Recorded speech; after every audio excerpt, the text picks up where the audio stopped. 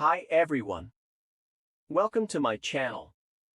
Today I'm going to be giving you a tutorial on how to download Adobe Premiere Pro for free. First off, you'll need to go to the website I have linked in the description. Once you're there, you'll see a link to download the software.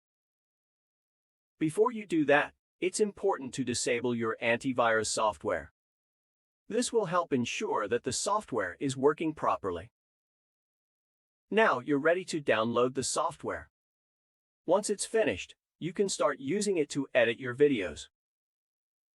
Thanks for watching, and I hope this tutorial was helpful. Don't forget to like, share, and subscribe for more helpful tutorials.